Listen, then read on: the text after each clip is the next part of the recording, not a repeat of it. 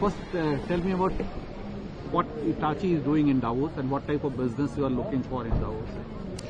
I think Davos's relevance has come to the central stage once again only because there is too much of disruption in the world. A lot of it by technology or thanks to technology is also progressive.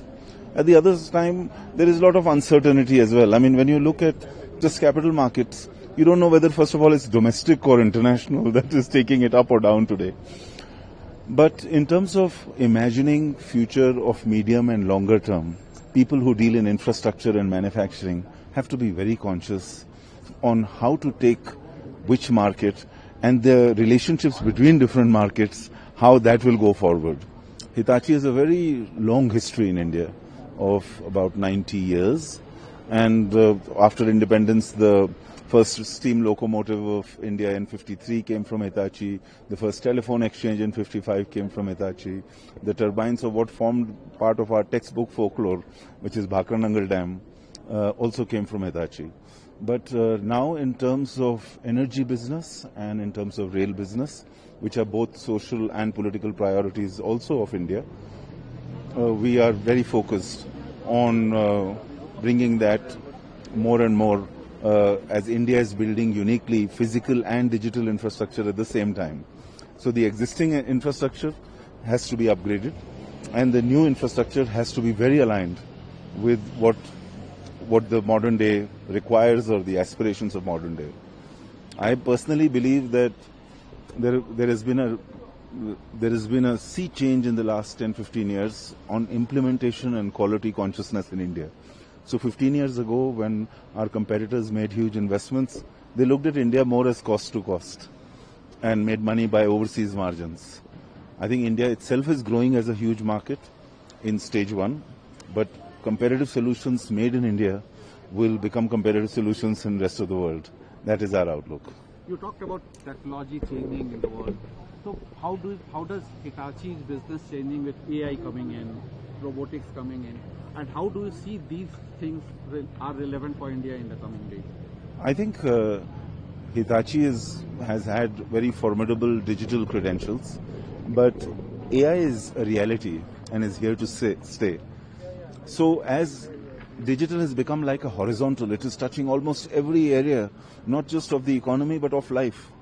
So whether you start from the demand side or you start from the supply side, if I am looking at energy as a service, if I am looking at mobility as a service, then I will have to have some kind of a real imagination of where I'm throwing the ball.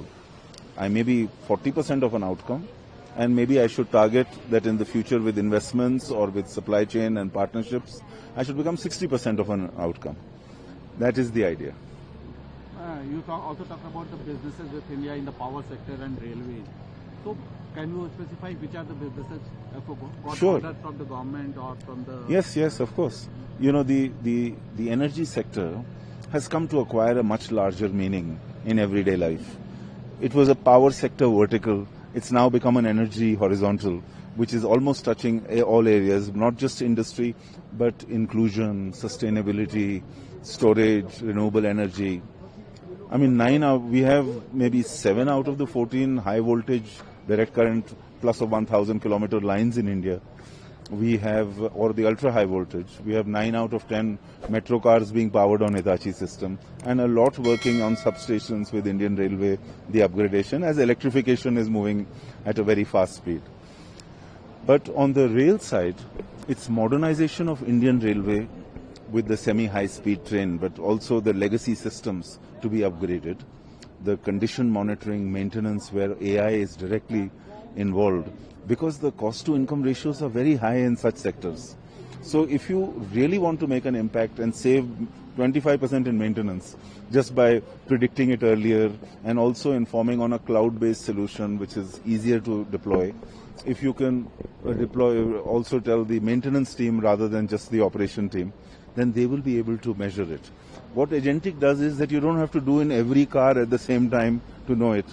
All the learnings that you're making in the cars that you're touching are very good prediction points for the other cars that are under operation. So signaling modernization, rail control, 70% of a rail is now operated by rail control. So in terms of cost, the weighted average has changed. The door also opens with digital technology. And the entire movement of this, from safety perspective, from the train and the track talking to each other, is also managed by technology. So we think that if we can build globally competitive solutions in India, where the government is spending huge amount of money, maybe close to $50 billion is being spent on rail alone, and 40 billion on energy. So if you are able to use AI to predict that I can prevent losses from a storage solution when renewable energy is going from base load to peak load, then you're already in the game of providing solutions which are not just about grid stability and grid safety, which are very important, but on the follow-through, how to maintain an equilibrium that the cost doesn't really go astronomically up because you're completely changing the system. You're building platforms and you'll keep upgrading them. So lastly, can you quantify some numbers? How much business you are doing in India and what are your expectations in the next 2, 3, 5 years? See, I think we are in our board of Hitachi Limited is very committed. We, in fact, the entire board did its big annual meeting in December in New Delhi with the commitment, and Japan follows the same financial year as India. And in April, maybe I will be in that right position when the budgets are all approved to talk about what is the imagination of 2030 and 2035. But what is the current? So current, the value of Indian business is also what we say, if I sell 25% to overseas market, is booked in those markets. So the couple of $1 billion, the $2-3 billion business that I may generate revenue here, plus an equivalent amount of business that we do for Hitachi or for other markets, is also part of what India's importance is to the Hitachi business.